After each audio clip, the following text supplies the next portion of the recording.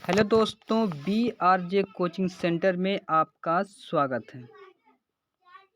आप लोगों को हमने कल जो है मात्रक तथा बीमा, इसकी भौतिक राशियाँ, इस अंतर्राष्ट्रीय पद्धतियाँ और एसआई मात्रक कितने प्रकार के होते हैं, आधारी मात्रक क्या होते हैं और पूरक मात्रक क्या होते हैं, इन सब चीज़ों के बारे में आपको पढ़ा दिया था। आप लोग जो है हमारा पहला वाला वीडियो ज़रूर देखें, इसके बाद इस वाली वीडियो को देखें, आपको ज़रूर समझ में आएगा। हम आप लोग को जीएस का एकदम पूरा कमांड हासिल करा देंगे। आप जो है किसी भी गवर्नमेंट एग्ज़ाम की तैयारी करते हैं जिसमें साइंस पूछा जाता हो, जैसे हमारा रेलवे एनटीपीसी हो गया, ग्रुप डी हो गया, इसमें साइंस का बहुत ही बड़ा कमांड होता है। तो आपको साइंस अच्छे से अच्छे नंबर करने के लिए जो है आपको नोट्स जो मिलेगा, आपको कंटेंट मिलेगा, आपको बेसिक से हाई लेवल तक जो मिलेगा, और साथ ही साथ ऑब्जेक्टिव क्वेश्चन क्या-क्या पूछे रेलवे एनटीपीसी ग्रुप डी में इसके पहले क्या पूछा गया है, उस सब चीज़ों की भी हम तैयारी इस वीडियो में हम करा देंगे। साथ ही साथ आप किसी भी गवर्नमेंट एग्ज़ाम की तैयारी करते हैं जिसमें साइंस पूछा जाता है, तो आपके लिए ये वीडियो रामबाण साबित होगा। तो आज हम अगला टॉपिक के बारे में बात करते हैं जिसको बोलते हैं व्युत्पन्न मात्रक। व्युत्पन्न मात्रक वही होता है, देखिए दोस्तों, आपको व्युत्पन्न मात्रक समझने से पहले जो आपको इसके पहले वाला जो बात है उसको समझना पड़ेगा। तो व्युत्पन्न मात्रक क्या होते हैं कि व्युत्पन्न मात्रक ये होते हैं जो आधारी मात्रक से उत्पन्न होते हैं। वह मात्रक जो आधारी मात्रक से निकलते हैं। तो आपको बता दें आधारी मात्रक हमारे क्या होते हैं। आधारी मात्रक जैसे हमारे कितने होते हैं, 7 होते हैं आधारी मात्रक। जैसे लंबाई हो गया, द्रव्यमान हो गया, समय हो गया, तापमान, धारा और ज्योति तीव्रता और पदार्थ की मात्रा, यही हमारे 7 आधारी मात्रक होते हैं। और इस आधारी मात्रक, अगर हमने कहा कि लंबाई का मात्रक क्या होता है दोस्तों, तो लंबाई का मात्रक जो होता है मीटर होता है। मात्रक वही चीज़ होती है जो किसी चीज़ को मापने के लिए प्रयोग की जाती है। जैसे हमने आपको कहा कि हमें कपड़ा चाहिए, तो कपड़े और क्या कहोगे, आपको कितना कपड़ा चाहिए उसको कुछ पता होना चाहिए ना। तो आपको या 5 मीटर चाहिए, 3 मीटर चाहिए, तो वही जो हमारी मीटर होती है वही हमारी मात्रक होती है। अगर आपको गेहूँ चाहिए तो आपको गेहूँ को आप कहते 5 मीटर, 2 मीटर, 3 मीटर नहीं कह सकते हैं, क्योंकि जो हमारा द्रव्यमान जो होता है, जो हमारे वज़न वाली चीज़ होती है, जो जो हमारे मास वाला जो चीज़ होता है, उसको मापने के लिए हम किलोग्राम का प्रयोग करते हैं। जैसे हमारा चावल हो गया, गेहूँ हो गया, चीनी हो गया, दाल हो गया, ये सब चीज़ें को अगर मापना है तो हम किलोग्राम का प्रयोग करते हैं। किलोग्राम को शॉर्ट में बोले तो केजी में मापते हैं, 5 केजी, 3 केजी, ठीक है? और समय का जो हमारा मात्रक होता है सेकंड होता है, ठीक है? इसके बारे में हमने बात कर लिया था। अब हम इसी चीज़ से जो हमारा उत्पन्न होता है, इन्हीं सभी चीज़ों जो हमने बताया कब 1, 2, 3, ये 3 चीज़ जो होते हैं हमारे मेन हैं, लंबाई, द्रव्यमान और समय। इसका मात्रक आपको एकदम याद होना चाहिए। लंबाई का मात्रक मीटर, द्रव्यमान का मात्रक किलोग्राम, समय का मात्रक सेकंड, समय का मात्रक सेकंड, द्रव्यमान का मात्रक किलोग्राम और लंबाई का मात्रक मीटर। यही 3 चीज़ बहुत ही इम्पोर्टेंट हैं। अब हम बात करते हैं लंबाई को लिखने के लिए हम संकेत में किस लिखते हैं, एम से, और द्रव्यमान को केजी से, समय को एस से। समय को किससे, एस से। समय को किससे, एस से। द्रव्यमान को केजी से, लंबाई को एम से। लंबाई को एम से। लंबाई किस में मापते हैं, एम से। और लंबाई का जो बीमा होती एल होती है। लंबाई के एम, एल, और द्रव्यमान का एम, और समय का टी। ये आपको समय टाइम में टी, मास में एम है, लेंथ में एल है। यही हमारी इसकी बीमा होती है। यही 3 जो है बहुत इंपॉर्टेंट है, इसको ध्यान में रखना है। अब हम चलते हैं व्युत्पन्न मात्रक। व्युत्पन्न मात्रक वही मात्रक होते हैं जो आधारी मात्रक से निकल कर आते हैं। व्युत व्युत्पन्न मात्रक इस हमारे क्या हो गए, क्षेत्रफल होता है। हमने आपको बताया कि क्षेत्रफल का अगर हमें मात्रक निकालना ना, तो ये हमारे आधारी मात्रक है ना, संपूरक में आते हैं। तो क्षेत्रफल का जो मात्रक हो जाएगा, क्षेत्रफल का मात्रक होता है हमारा मीटर स्क्वायर। क्या होता है जी, मीटर स्क्वायर। क्षेत्रफल का हम इसका लिखेंगे, क्षेत्रफल का किस चीज़ का हमें क्षेत्रफल निकालना है, तो हम क्षेत्रफल में क्या करते हैं, लंबाई गुणे चौड़ाई। तो हम लिखते हैं लंबाई, उसके बाद गुणे क्या लिखते हैं, चौड़ाई लिखते हैं। लंबाई गुणे चौड़ाई लिखते हैं। तो लंबाई अगर किसी का जो होता है वो भी हम एम में होता है, मीटर में ही होता है। चौड़ाई भी कितना होता है, वो भी मीटर में ही होता है। मीटर में कहो या फुट में कहो, सेंटीमीटर में कहो, तो लंबाई जो होता है, चाहे लंबाई हो, चाहे चौड़ाई हो, चाहे ऊंचाई हो, हमेशा ही दो जो है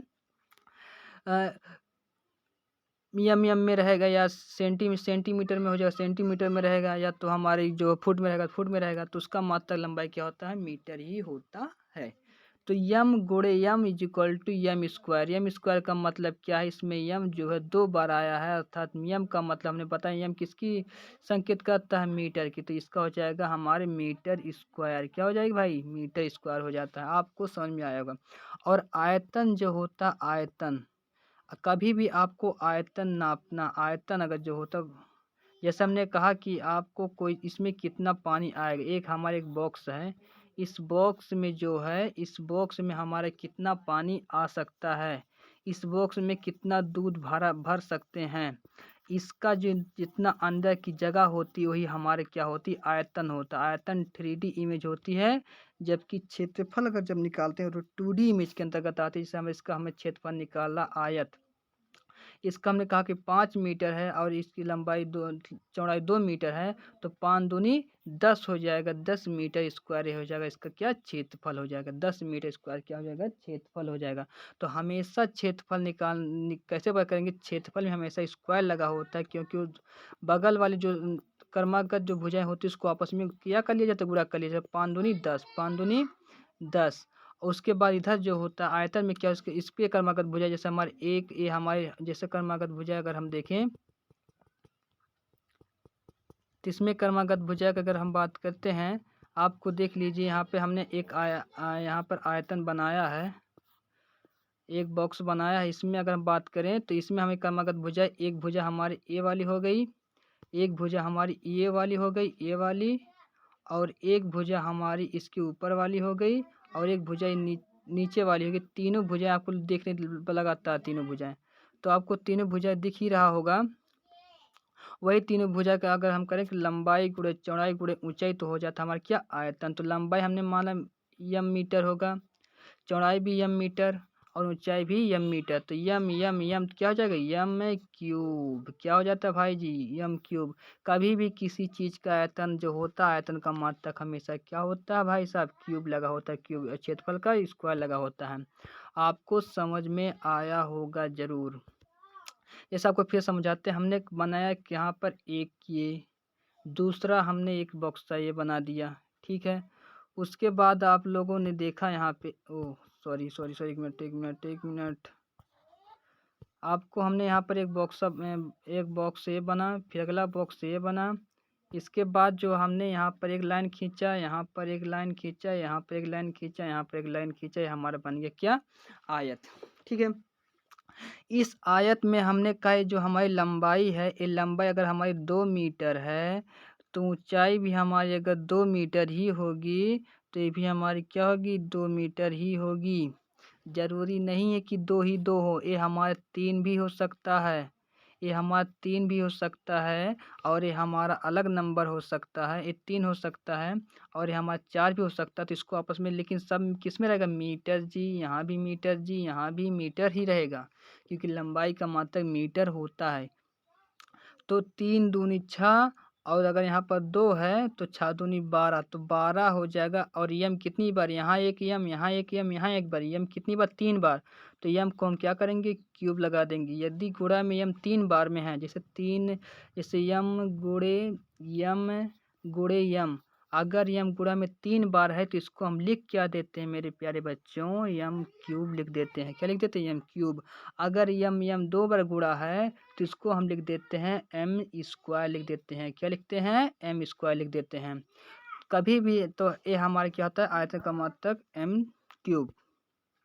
और अगर हमें क्षेत्रफल का मात्रक निकालना, जैसे हमने यहाँ पर एक आयत बनाया और यहाँ पर हमने एक वर्ग बनाया, तो हमने बताया कि आयत में क्या था, हमने सारी भुजा बराबर अगर ये हमारे 2 है, अगर इधर हमारा क्या है 2 है, तो इधर हमने मान 5 है, तो इसको हम क्या करें, 5 दूनी 10, तो यहाँ भी मीटर, यहाँ भी मीटर, तो यहाँ हो जाएगा 2 मीटर गुणे 5 मीटर बराबर हो जाएगा 5 दूनी 10। 5 गुणे 2 सबको पता 5 दूनी 10, लेकिन यम गुणे यम क्या होता है, यम स्क्वायर हो जाता है, तो ये हो जाएगा यम स्क्वायर, ये होता है। और इसमें हमने कहा कि अगर वर्ग में देखो तो अगर ये 2 है, तो ये भी हमारा 2 ही रहेगा, सब भुजाएं आपस में बराबर होती वर्ग होता है। तो इसको हम लिखते हैं क्या, 2 की पावर 2 उसके बाद यहाँ अगर मीटर, यहाँ भी 2 मीटर है, यहाँ भी 2 मीटर, यम 2 बार आएगा तो हो जाएगा 2 यम गुणे 2 यम बराबर हो जाएगा हमारा 2 दूनी 4 एम स्क्वायर हो जाएगा। ठीक है, तो आशा दोस्तों ये बात आपको समझ में आया ही होगा अच्छे से। अब अगला देखते हैं चाल की मात्रा। चाल बराबर क्या होता है, दूरी बटे समय। तो ये जो यम है यम क्यूब, हमने बताया कि अगर बीमा की बात अगर हम करते हैं, यहाँ आपको लिखा होगा बीमा। अगर हम बीमा की बात करें, आपको यहाँ पर बीमा लिखा होगा। बीमा वही क्या होती है, तो बीमा की बात करें तो आपको बीमा देखने के लिए सबसे पहले आपको ध्यान देना है कि यहाँ एल स्क्वायर लिखा है। एल स्क्वायर कहाँ से, हमने कहा कि मीटर का बीमा जो होता है एल होता है, लेंथ की बीमा एल होता है, ए भी एल है, तो एल का मतलब क्या हो जाएगा, एल स्क्वायर। और यहाँ पर आपको लिखा होगा एम की पावर 0, यहाँ पर आपको देख रहे हैं कि एम की पावर 0 एल स्क्वायर टी की पावर 0, यहाँ कुछ भी किसी की पावर 0 लिख दी, इससे हमें कोई मतलब नहीं है, क्योंकि यहाँ पर किसी की पावर 0 का मतलब होता है, मतलब आप समझ लीजिए dx की पावर 0 है, या 3 की पावर 0 है, या दुनिया की कोई भी संख्या पॉइंट में कुछ भी हो, अगर इसकी पावर 0 है तो उसका हमेशा मान क्या आता है प्यारे बच्चों, हमेशा 1 ही आता है। तो 1 से किसी भी संख्या में गुणा करने के बाद हमेशा वही संख्या प्राप्त होता है।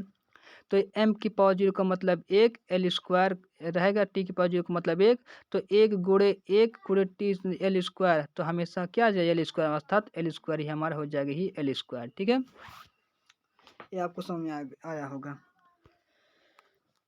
और चाल का मतलब दूरी बटे समय। दूरी का मात्रक क्या होता है, यम होता है, और समय का मात्रक सेकंड होता है। तो कभी भी यहाँ पर आप लोग देख रहे होंगे कि यम बटे जो हो गए एस लिखा गया है, यहाँ पर आपको एम बटे एस लिखा गया है, तो एम बटे एस लिखा गया, तो यहाँ पर साथ ही साथ क्या लिखा है, इसको लिख दिया गया एम एस की पावर -1। और -1 कब होता है, जब कोई भी चीज़ नीचे लिखा गया है, जैसे एस नीचे लिखा है, जब उसको हम ऊपर ले जाते हैं, तो अगर यहाँ पर जैसे हमने कहा यम बटे एस लिखा है, तो इसको हम लिखेंगे एम एस की पावर -1, क्योंकि यहाँ दुनिया की कोई भी संख्या हो साथियों, दुनिया की कोई भी संख्या हो, उसकी पावर में हमेशा 1 होता है, और 1 पावर किसी का होता है, अगर उसको हम ऊपर ले जाते हैं, बटे से ऊपर ले जाते हैं, तो हमेशा माइनस में हो जाता है। अगर यही समय का पावर 2 होता तो ऊपर जाकर के माइनस हो जाता है। यदि इसी का समय का मात्रक अगर 3 होता तो ऊपर जाकर क्या हो जाता, -3 हो जाता। जबकि यहाँ पर कुछ नहीं तो हमेशा मानेंगे क्या, यहाँ पर 1 मानेंगे। ठीक है, तो यम यस की पावर -1। अब यहाँ पर हमारे जो बीमा में लिखा गया एल टी स्क्वायर, क्योंकि एम का बीमा क्या होता है, लेंथ का एल, और समय का टी, है ना, यम अपन टी, यम यहाँ यम एस की पावर -1 कर दो, कोई दिक्कत नहीं। यहाँ यम की पावर 0 लिखा गया, उससे कोई मतलब, एम की पावर 0 का मतलब 1 का किसी संख्या में गुणा करो, हमेशा वही संख्या प्राप्त होता है, उससे कोई मतलब नहीं। ठीक है, ये आपका हो गया। लेकिन बीमीय सूत्र लिखने के लिए आपको बड़े ब्रैकेट के अंदर लिखना पड़ता है, ये भी आपको ध्यान रखना। साथ ही साथ आपका वेग हो गया, वेग के विस्थापन अपन समय, ये आपको देख लेना। ऐसे सभी चीज़ें हैं, आपका सबका मात्रक लिखा गया है। ठीक है, ये सब इतनी चीज़ें मात्रक आपको दिया गया है।